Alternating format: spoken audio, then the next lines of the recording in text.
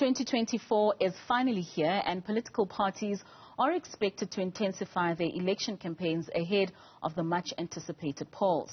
In KZN, the competition is fierce following former President Jacob Zuma's announcement that he will be campaigning for the newly formed party Umkhonto WeSizwe instead of the ANC. The move has seemingly worried the ANC in KZN, with officials in eThekwini region reportedly asking branches to ensure that party members do not defect to the new kid on the block. For analysis on this, I'm now joined by political analyst Thembisa Fakude. Fakude, thank you so much for your time and a happy new year to you. How much of a headache has the backing of the former president for the MK caused for the ruling party? Well, it has caused quite a headache, hence the move by the eThekwini region to go back to its branches to find out exactly how much of an impact has this been to the numbers and the formations, various branch ANC formations in KZN. So it's quite a concern for them, and I think it is certainly going to impact on the voters in KZN, whether we like it or not. Zuma remains one of the main figures within the politics of the region, and his pronouncements is likely to dent the support of the ANC in the province. I mean, speaking on that, and as you mentioned, BEC meetings were convened late last year in order to assess the impact of the MK party in that province. Reports from those meetings are expected to come out tomorrow. What should we anticipate?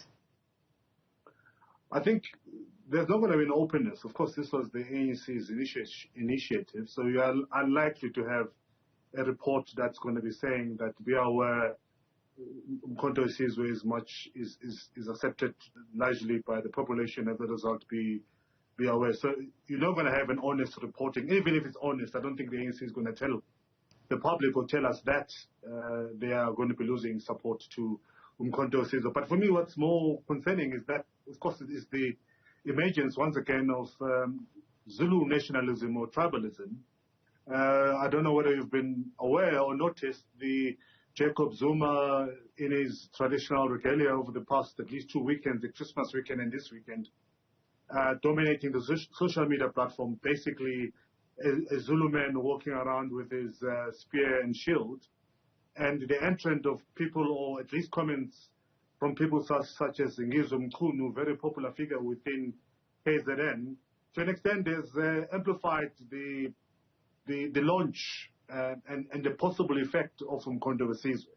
So it's going to be an interesting 6 months. And some of us who are watching this closely do believe that certainly this is going to dent the ANC, notwithstanding, of course, that the ANC has its image, at least in KZN and around the country, bankrupt by lack of service delivery and other things. But the entrance of new political parties such as this one is certainly going to impact on the party. And that was going to be my next question to you, Thembisa, in the sense that with the use of tribalism in terms of the former president luring supposedly those of the Zulu nation to that party, do you believe that that really will have a heavy hand in people voting for who they want to vote for, as opposed to them looking truly at what MK offers as a party, as opposed to what the ANC has done or not done for them over the years?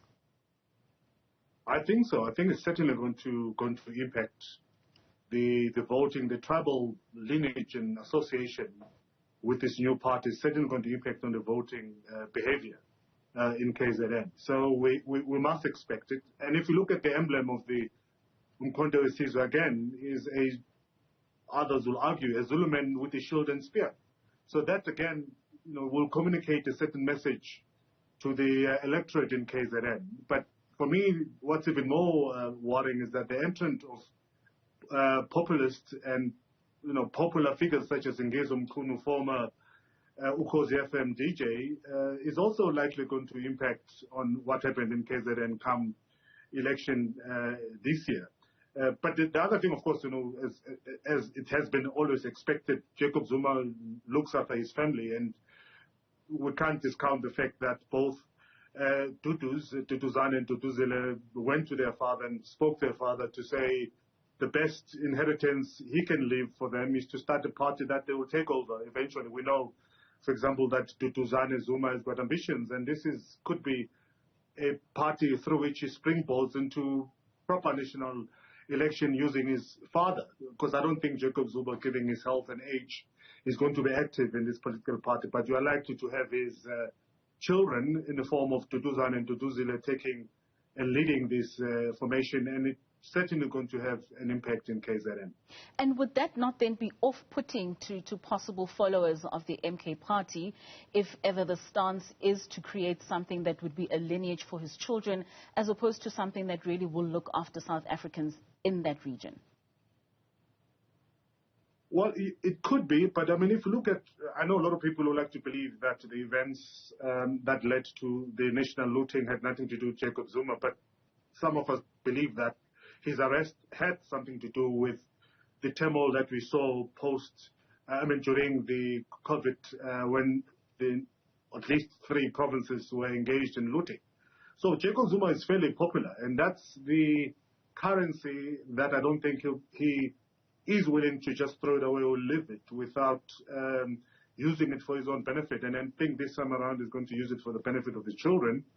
And I doubt if that will impact or turn off some of the leaders or supporters of this new party, because they do support Jacob Zuma, and one will argue that they have been doing so blindly over the past years, notwithstanding that Jacob Zuma was found guilty by the court of law, but still, you had the majority of the people in KZN going out and protesting in support of Jacob Zuma. So this time around, notwithstanding that, of course, benefits his own family, you are likely again to see the majority of the electorate in KZN, Mpumalanga likely, and in Gauteng, going in support of Jacob Zuma for obvious reasons, but mainly because people are just disgruntled with the current governing party because of lack of service delivery. Lastly, Thembisa, in terms of the ANC and what action should be taken against the former president, if any, with regards to his now support, in accordance to their constitution, what should be done in order to either reel him in or take action against the former president for his support of another political party? Well, what can he do at the moment? Because I don't think he's broken the law yet. I mean, we're talking about Jacob Zuma, a veteran of the ANC. I understand the ANC like the back of his hand. So I'm yet to know exactly what he has done, except pronouncing that he's not going to be voting for the party. And he hasn't said much, by the way, about his membership for the new party. So I'm not quite sure whether Jacob Zuma will openly and, clumsily violate the basic tenets of the ANC. He knows exactly what he's doing. So we have to wait and see what accusations or charges are going to be brought against him for his pronouncement and preference of his political or vote come May this year. Many people are saying that's when the elections are going to be. So, but at the moment, I'm not quite sure what the ANC will charge him of. They can charge him of, I don't know, supporting another party, but whether he's joined the party or not, we don't know yet. He has announced that he's going to be voting for this party, but we're not quite sure. And they've said that they've registered the party, but whether he's a member or not, we still have to wait and see. And that will only be confirmed by the charges that we brought against him by the ANC.